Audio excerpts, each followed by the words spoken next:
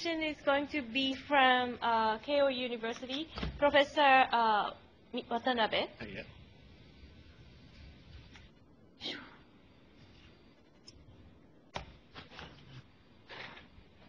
Do you see the slides from our side now? Yes, I can see, but we are not able to see Professor. Okay. Can we start now?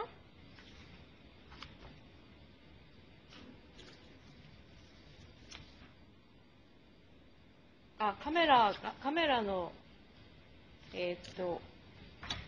のアングルが悪いと。Let me introduce again, Professor Watanabe. Do you see him now? Yes, we can see now. Yes, we can see now. You can see. Clearly. Okay, yes. ではよろしくお願いします。Hello, so I'm Mitsuhiro Watanabe. So I'm working in SFC at Keio University, Fujisawa campus, SFC. So my research topics is aging and metabolic disease. So because many diseases develop with aging, we saw that new approach was necessary for health longevity realization.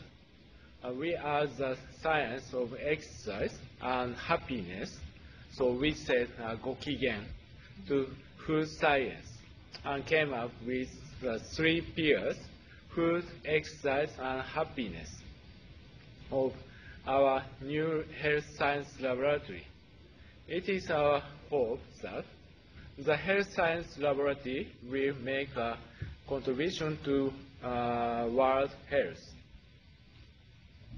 So, so the world nation face rapid aging, and in Japan, serious problem. Japan's super aging society now. So 30% of population will be 65 or older by 2030, rising to 40% by 2055. The world's eyes are upon Japan to see how we handle this situation. So publicity, financial, medical care costs exist 35 trillion yen and are increasing by 1 trillion yen annually. So the average human lifespan in Japan is 81 years. 75 years of them live in reasonable health, living 6.4 years spent in bedridden or similar state. Approximately 66% of lifelong medical expenses occur after age 60, with about half remaining after age 70, and some 20% occurring during the final year of life. So, however, recent research suggests that medical care costs do not expand with a longer life. In fact, healthy longevity decrease in medical care costs. In other words, achieving healthy longevity not only results in better quality of life, but also possibly impacts rising medical care costs. So, 60% of Japan die from cancer, heart disease, or vascular disease. Lifestyle disease is causal, impacting 80% of all heart disease, 90% of all diabetes, and 70% of coronary cancer and stroke cases. obese male patients who are 40 years of age can expend subsequent lifespan medical costs to total 15 million yen, in comparison to 30 million yen for some aged men of average weight and 12 million yen for slender male. At our health science laboratory, we are pursuing metabolic research from all possible angles to help realize healthy longevity. So I am a medical scientist, and so I'm being researching on metabolic disease for 20 years. So especially my topics is metabolic disease and bile acid. Do you know bile acid? No. Okay. So bile acid. Okay. So I would like to talk about function of bile acid on metabolic disease. So bile acid is not well known, but well known as low in lipid absorption and cholesterol homeostasis. For 1,500 years, bile acid have been used as a medicine in Japan. Originally, the culture of taking annual bile acid occurred in Greece and came to India and China by Silk Road and to Japan finally. Maybe you are taking some bile acid in your country. So cholic acid, bile acid, we have two bile acid. So cholic acid and chenodeoxycholic acid are major primary bile acid. These bile acids are produced in the liver from cholesterol. So bile acids are secreted from liver to intestine after eating, and more than 95% of them are reabsorbed in the terminal ileum. Less than 5% of bile acid pool is lost daily in feces. Bile acids are synthesized in the liver to maintain bile acid pool. So we have several bile acid receptors. So one is FXR. So FXR is a nuclear receptor, and FXR is expressed in small intestine and liver highly, but also in heart, kidney, lung, and adrenal gland weakly. That is mean bile acid is important for not only bile acid synthesis and lipid absorption, but also as a pathway, as a signaling molecule. We saw that bile acid is important in the body linked to meal, and we have been trying to find out new function. So we have published several papers about bile acid as a signal molecule on metabolic disease. So bile acid regulates TG synthesis by a bile acid nuclear receptor, FXR pathway, and energy expenditure by a bile acid GPCR TGR5 pathway. So in mice, liver lipid accumulation is decreased by bile acid feeding, and VLDL secretion was decreased by bile acid feeding. So we found the mechanism. The mechanism, bile acid induced SHB expression by activating FXR, and SHB decreased lipid accumulation in the liver. So this, some chemical compound is now clinical study from our study. Next topic is energy metabolism. So surprisingly, Hippocrates, do you know Hippocrates? Yeah. So Hippocrates describes the relation between bile acid and personality 2,400 years ago. He said the person who has high concentration in serum bile acid is active. So we fed B6 mice control a high-fat diet with or without bile acid. Food intake was not changed by the addition of bile acid, but bile acid prevents high-fat diet induced body weight gain. The morphology of the brown adipose tissue is changed.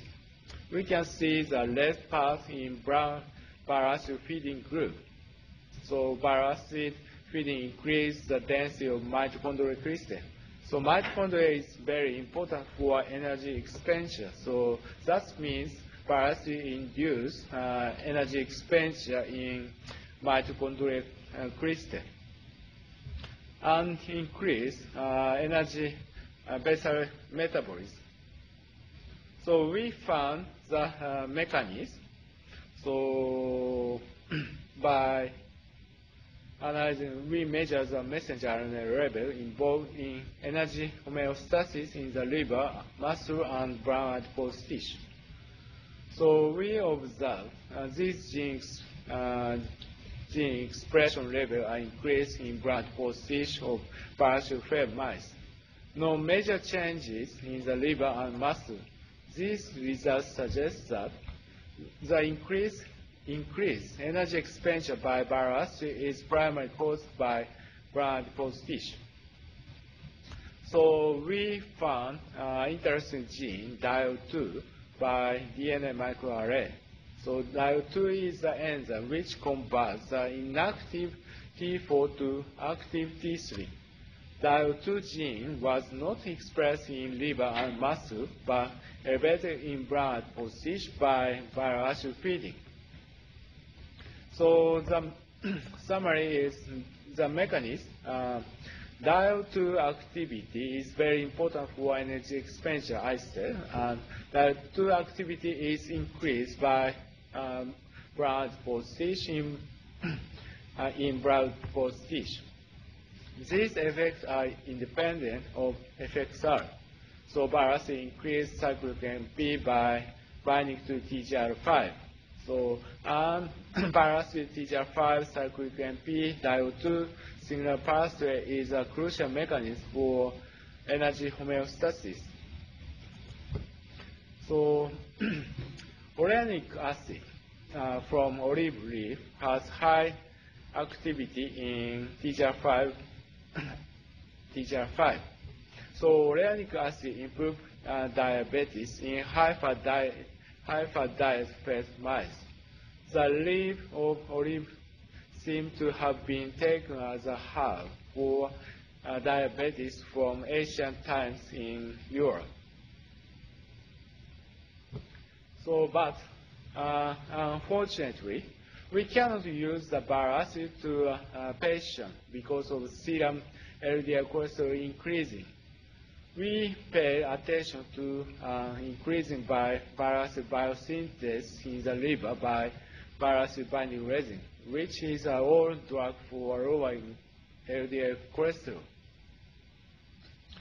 So bile acid improves metabolic disease by increasing bile acid production in liver. So to test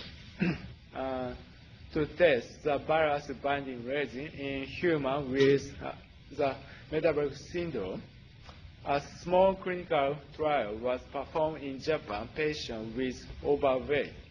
After treatment with bile acid binding resin, BMI, visceral fat area, fasting serum glucose, and HbA1c, so its diabetes marker levels were significantly improved. So another small clinical trial was performed in Japan. HbA1c was improved by bile acid binding resin, not pravastatin. So in type 2 diabetes, 12 weeks treatment with other bile acid binding resin improved HbA1c. So bile acid binding resin was approved as a drug for diabetes from FDA. so American Health Ministry in 2008. So diabetes is high risk of coronary heart disease death in any cholesterol level. So hypercholesterolemia patients with diabetes is increasing in all over the world.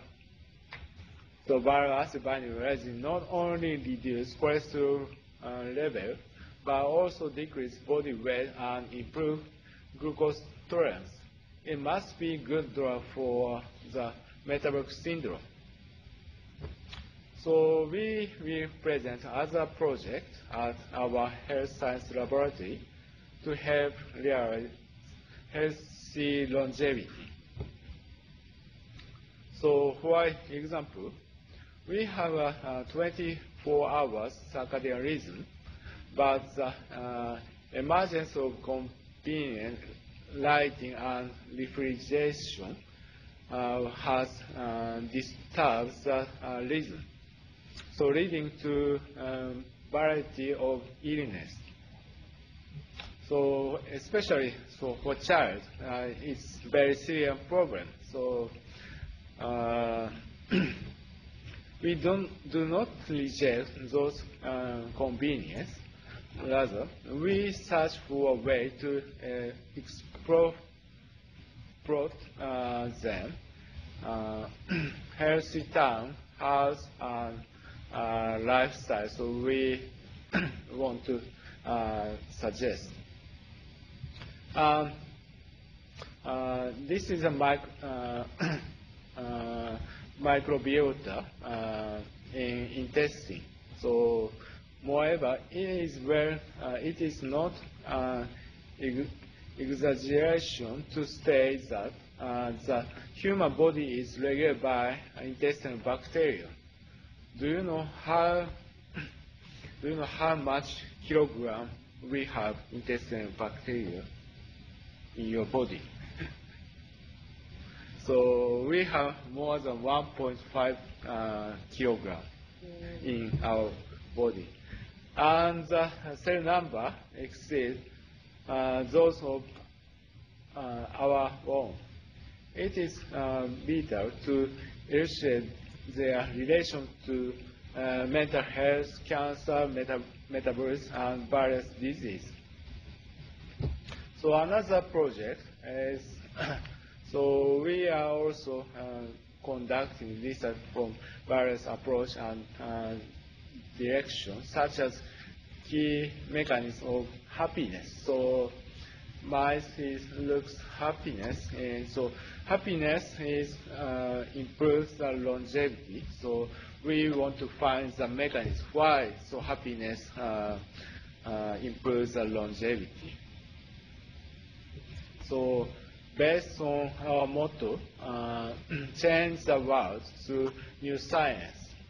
So we plan to develop practical social applications by utilizing and merging FSC strengths in the field of IT, data analysis, construction, exercise analysis, epidemiology, research, and policy.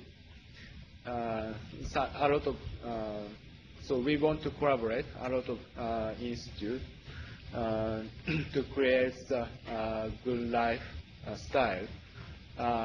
So thank you very much. Thank you very much, Professor Watanabe. I have a question. What is in the yellow circle? Sorry. That So is, yellow circle is exercise. Exercise. Yeah.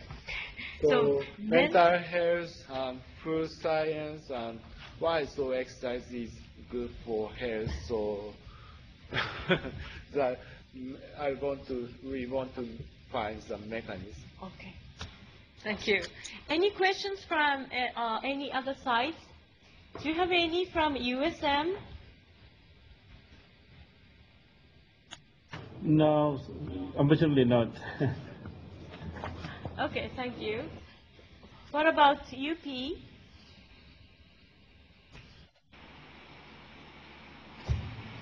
We also have a question.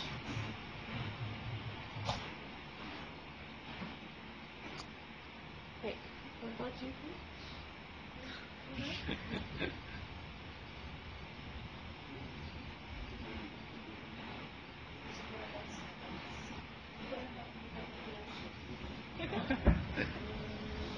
Oh, Watanabe-san, Yes. I have one question.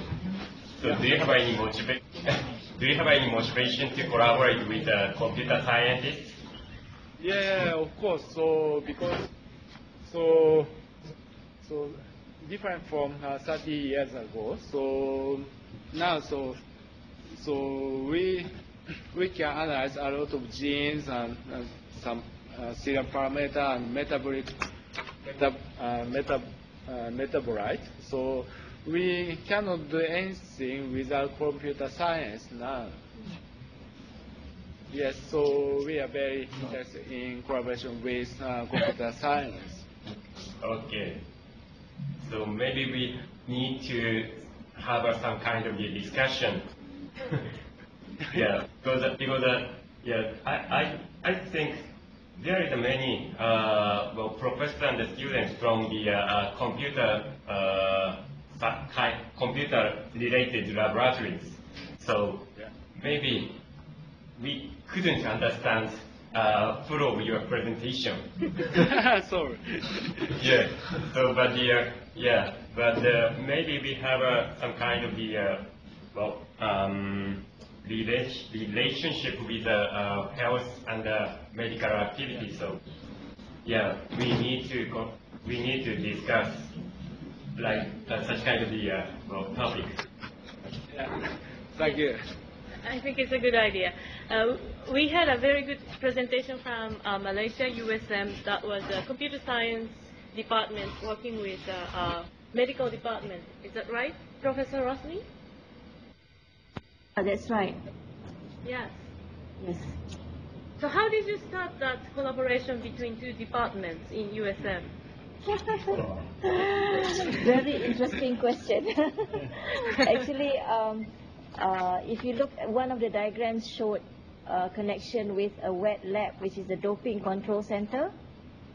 The director of the doping control center had asked me whether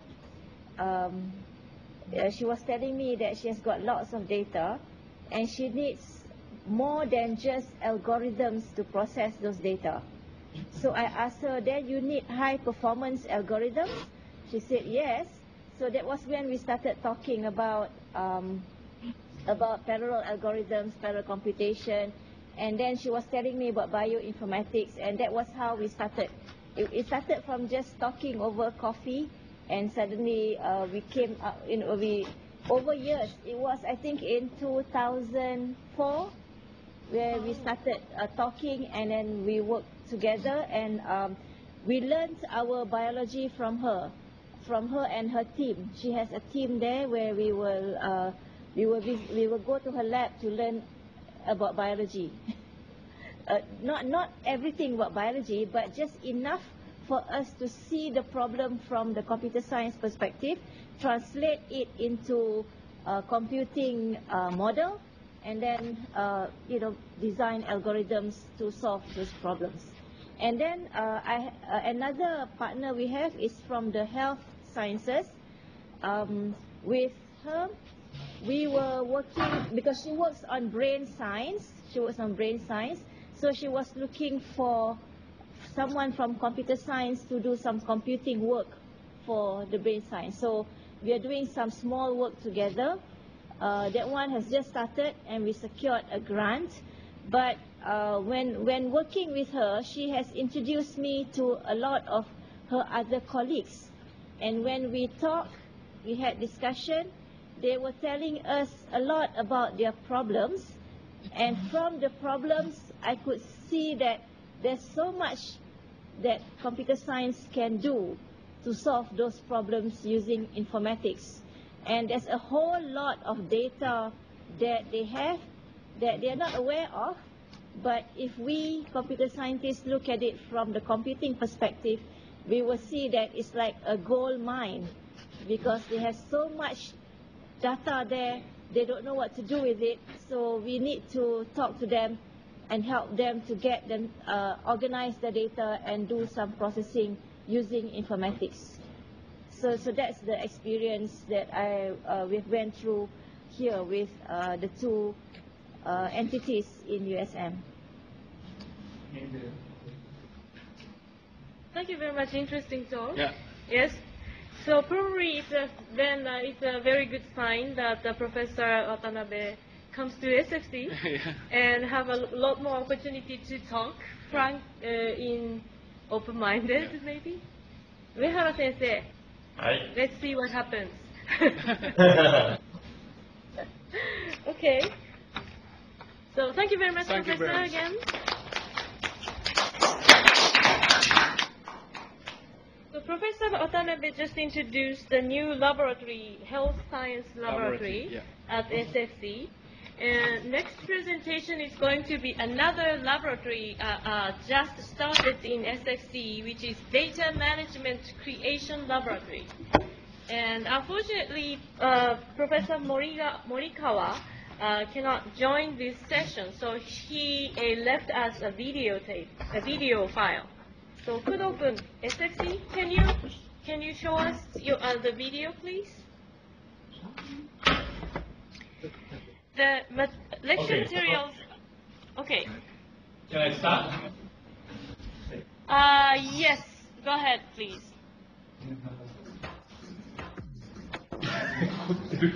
Sorry. Was cleaned.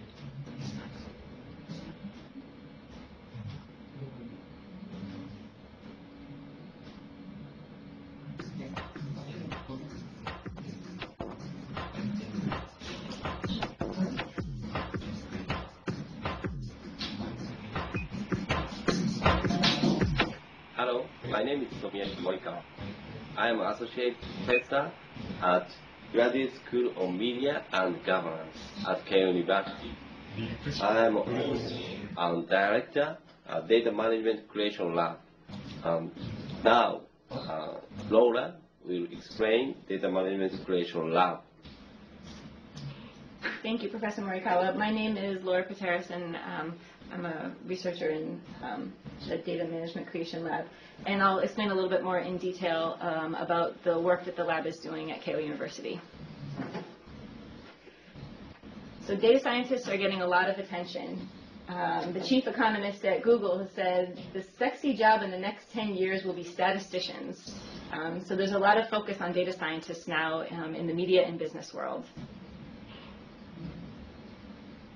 And if sexy means having rare qualities that are much in demand, data scientists are already there.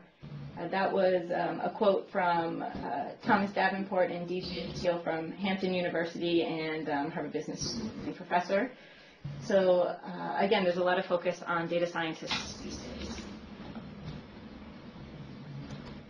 The most in-demand job of 2020, or one of the most in-demand jobs of 2020, will be for data scientists, and that is from Time Magazine, one of their articles on the 9 hot jobs of the near future, and data science is one of those top 9.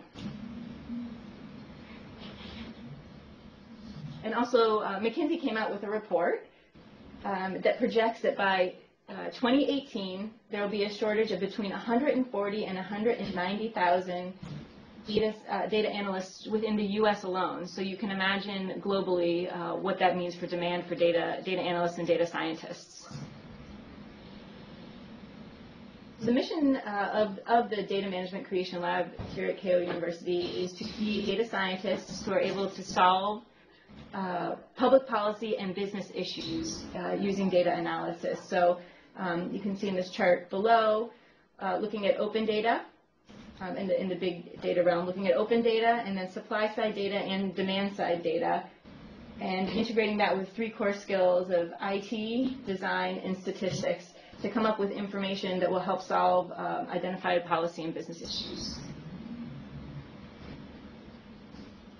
So there's a partnership at the Data Management Creation Lab with various corporate and government sponsors.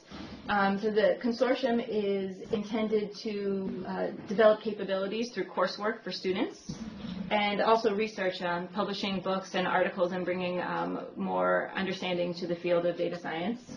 And some of the big data research areas that we're focusing on, you can see here, architecture, information security, algorithms, and data mining.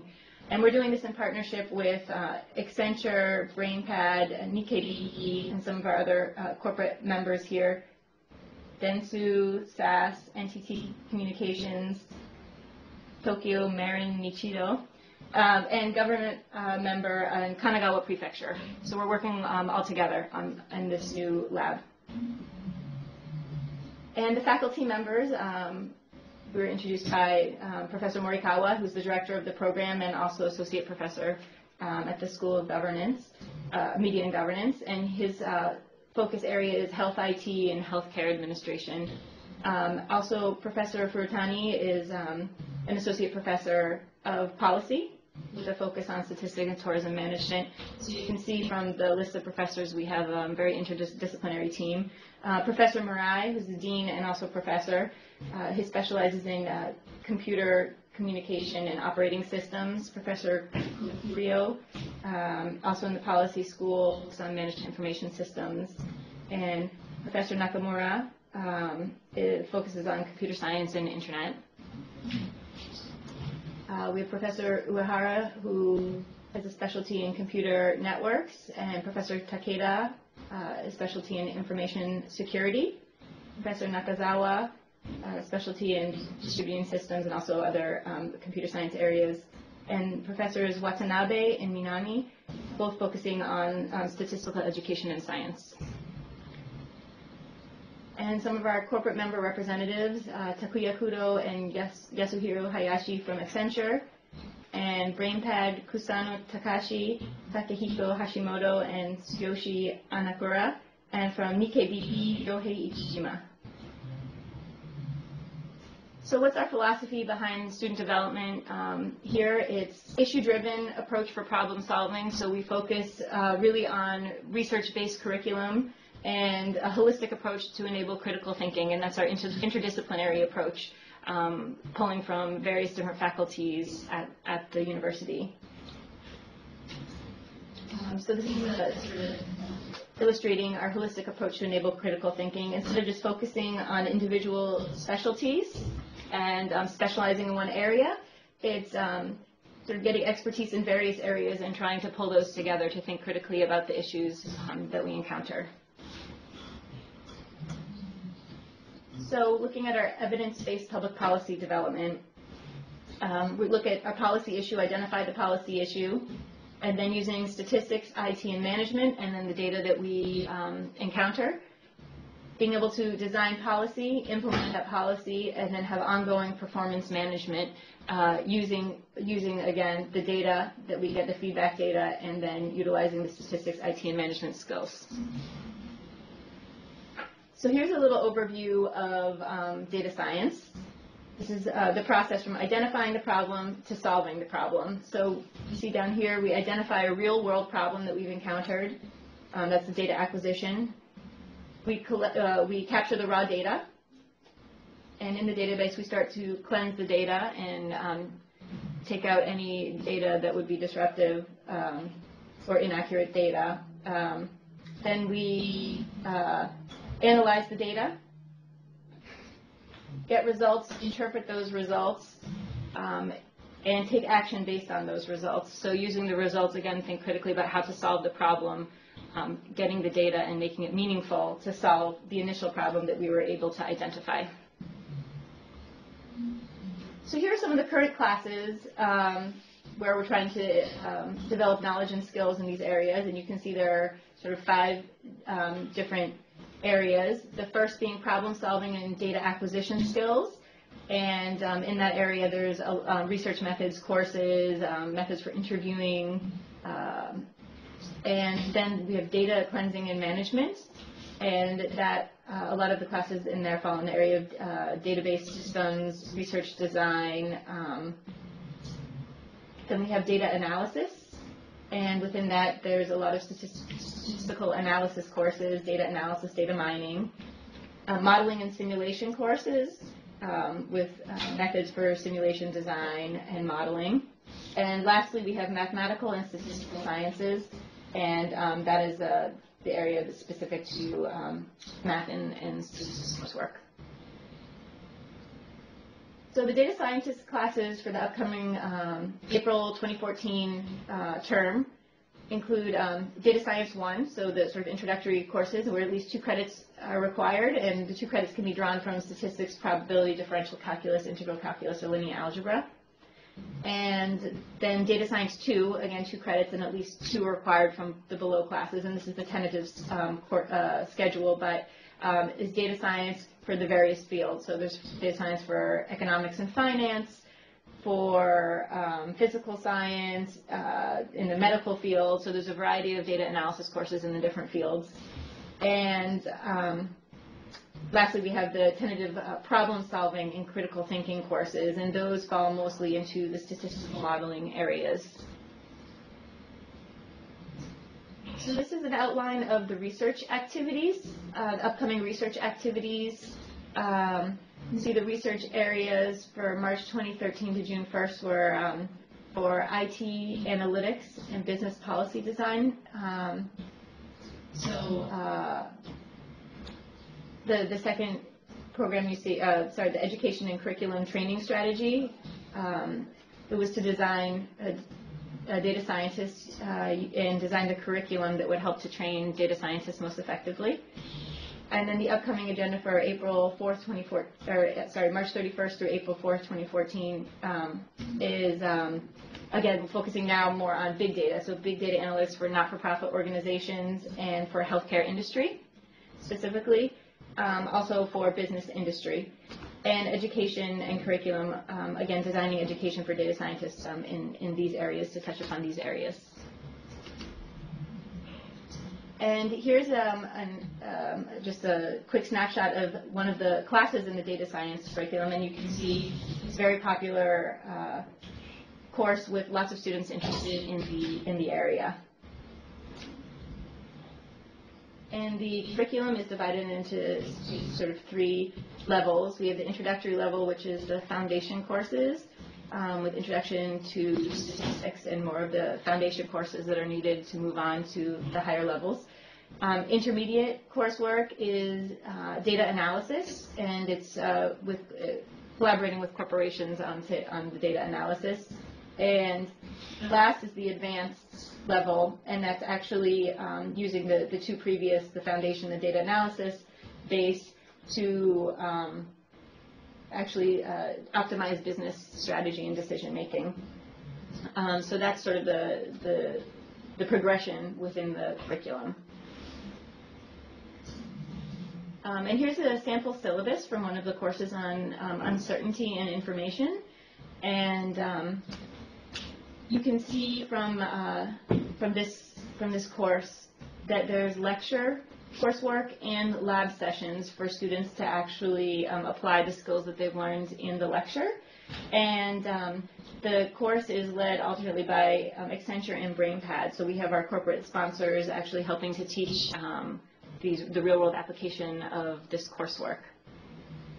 And this slide shows the current and future big data challenges. This is an example from healthcare, and sorry, the specific one is in Japanese, but it's showing a person and all the different areas of data that are collected by individuals based on their lifestyle and healthcare, the different areas like prescriptions that they touch upon, and clinics, hospital data, and then their food choices, nutrition, all the way around. So it's just illustrating all the different pieces of data that come from one individual person. And we have a Center of Innovation kickoff lecture, and this was specific to big data related to health management, health policy. So the Data Management Creation Lab, this is illustrating how we can create value, and it's taking, again, sources, open data sources that are accessible to us, and then supply-side data and demand-side data, and integrating that and using all those sources of data to try to extract the value of how we can make positive change in either business or policy. So some of the open data sources that we might encounter would be from the Ministry of Health, Labor, Welfare, local government, any sort of government sources that are available. And supply side data would be information from electronic health records, for example, that we can get from medical providers. So all of the data that are in the electronic medical record, electronic health record databases. And those are some examples down below of the different data sets. And then demand side data would be the personal health records utilized by patients. And in Japan, these are sort of specific to Japan, but there's a mother-child health record book, which is called the Boshi Techo, which tracks all the way from a child, actually when a mother is pregnant and then the child is born, and tracks all of the immunizations and data from that. Type 2 diabetes, prescription books, all of those would be examples of demand-side data. And here is a chart to illustrate the health expenditure and the age. And you can see the line here. This is the healthcare expenditure line. So you can see as we get older, the healthcare expenditure increases. So the question is, how can we decrease the health expenditure line as we progress in age? And it would be by capturing the data from the various sources that we mentioned in the previous slide, harnessing that data, and trying to analyze it to create better services, more preventative services, to decrease health expenditure and get this health expenditure line lower. So in the future, what this is an example from the health field. What might this look like? What might data science in the health field look like? And looking to address healthcare, mental health, disaster and emergencies. There are lots of different areas that can touch upon it. So 10 years in the future, what will we able to do to address health, mental health, disaster emergency prevention? So there are lots of different areas.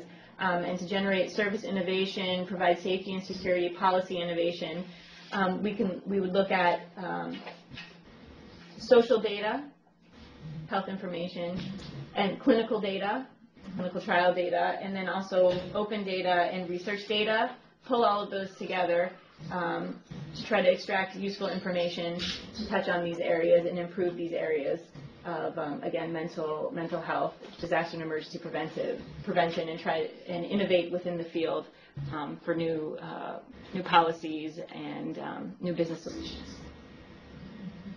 And with the goal of achieving a healthy society with a long life expectancy.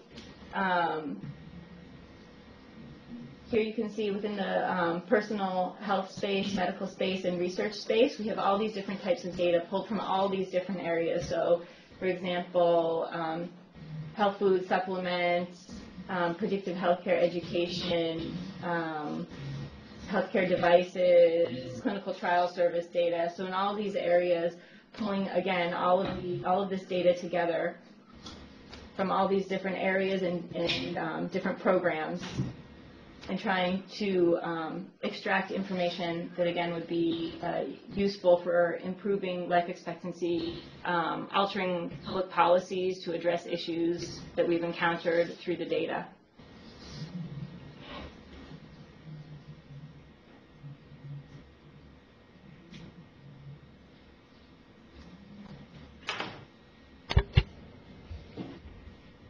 Okay, so presentation's done from SFC. So although Professor Morikawa is not in the classroom, but I think Professor Kei Uehara can answer your questions about this very interesting newly created lab. And we are hoping to have some courses provided at this lab to be shared with EBA partners in the next semester. Any questions from USM?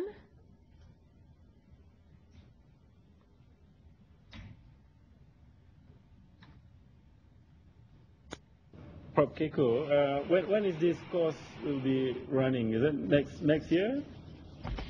Yes. Uehara sensei, what is your plan? Well, I have nothing. I mean, the course is quite interesting, looking at the contents and everything. I mean, we'll see whether there are, our student can take it, but there's no guarantee because it looks like if they take it's over and above whatever they are doing now. So if we know the plan, let's say for next year, then if it can fit, as an elective for our student, for instance, we might consider it. But there's no definite decision yet. But we look at the plan and how it's conducted and Yes. when it starts and things like that. Yeah. Yes. Oh, okay, so let me introduce. So the laboratory is already established in this year. However, but the load of the laboratory, there are two types of the load of laboratory. First one is to involve some kind of the research about the data science. And the second one is also a lecture. So, now we are doing trial courses. So what you see on the slide was a syllabus of this year courses. And in next year, so we will have more than 10 courses related to the data science, but all of them are designed for undergrad students, and some of them will be provided in Japanese, unfortunately. But I'm not sure how many courses are provided in the English. So, but we can discuss with the professors, so who are teaching the classes. So, if you are interested in this kind of the courses, so yeah, so we can discuss with you how to collaborate with your university. So, what do you think? So, especially for undergrad education. Well, if it's in English, then there's an option for us to consider. Yeah. But yeah, I do not know so much about the courses. Prof. Zhao, we actually know better in terms of the scheduling, in terms of the combinations of the courses and so on. Because ours is quite tight. But if there is some kind of field work in this area that been offered, like a short, for instance, kind of industrial trainings that allow the student that is possible, I think, in our case, yeah. Yeah, I think so too. So, focus about we need to consider how many people to join to the such kind of the training. So yeah, maybe we can consider a short-term version of the condensed training session for in English. Yes. And in this year, so we have more than 200 or 300 students. So it is a really difficult to manage students. So for training. So hi, I have a trouble on my computer or something like that. So it's impossible. So the number of the students are very important point to collaborate with you as a training. Okay. So it is a really complicated class. Well, we can discuss in the March meeting maybe. Yeah. Hello. We are also interested in joining in also sharing experiences because we have here several courses related to data science. We have data mining, we have machine learning, image analysis, computer vision courses, and we could put them together, come up with a separate course on data science with a special focus on big data. So our main challenge now is, at least here in our department and laboratory, is to have this big data, because what we have is not really big data. So that's the problem. So we don't have real world big data. So what we have are small data sets that are available from the internet and from our own respective laboratories. But it's not big data until you have huge data sets really. So it's different when you start dealing with big data sets. And we would like to get to share experience on how to teach data science to our students. That's very good.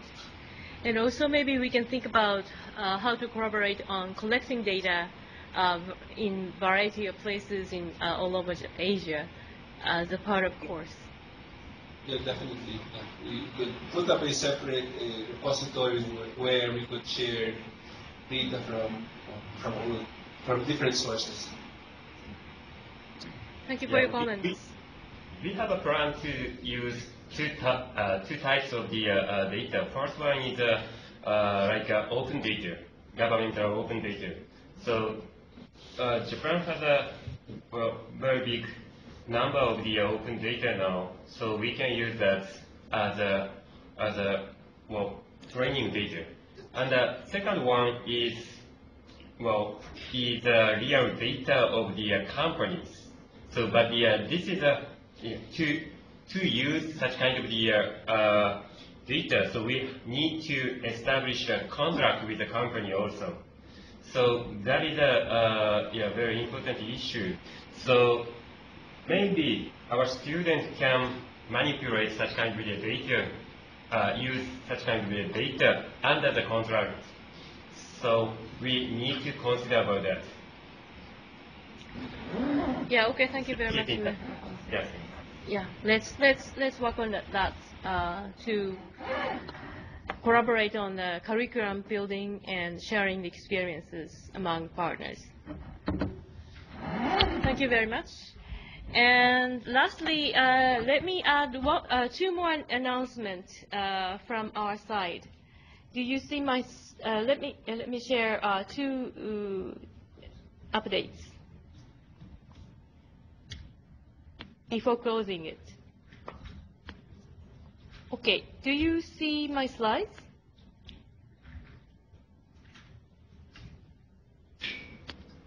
No, we haven't. Okay. Just a moment, please. これでいいの？間違えた。これか。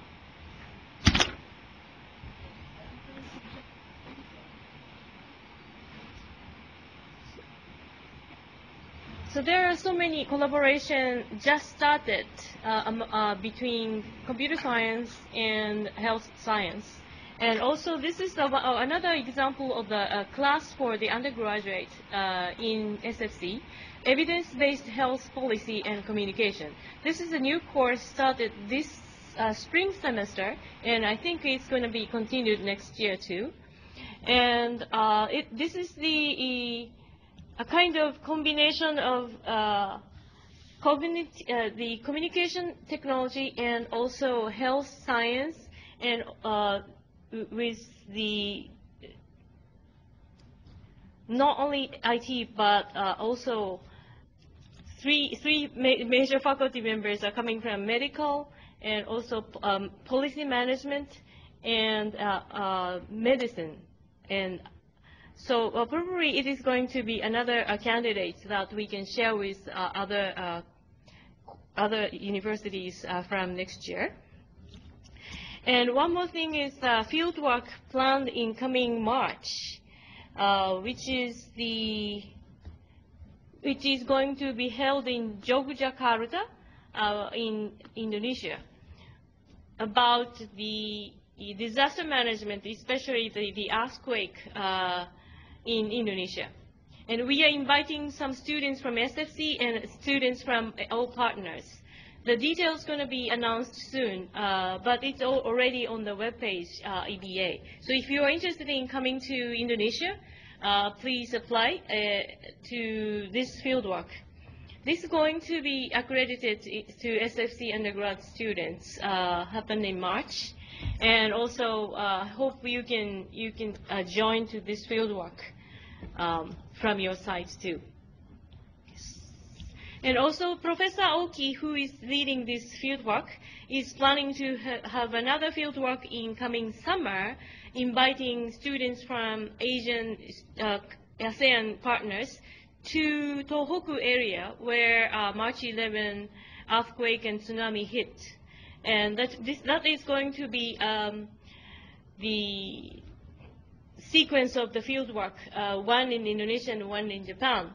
And details going to be announced in the website soon too. So thank you very much for your participation today. I think it's about the time to close this session today. Oh. Yeah, we are back. You come back. Okay, sorry. So I just made an announcement about the new course starting from next spring about evidence-based health communication, and also introduced the new fieldworks, one in Yogyakarta, Indonesia in March, another one in Japan, in Tohoku area. Both are disaster management related. So details going to be announced. Thank you very much for your participation today. See you next time. It's going to be in January.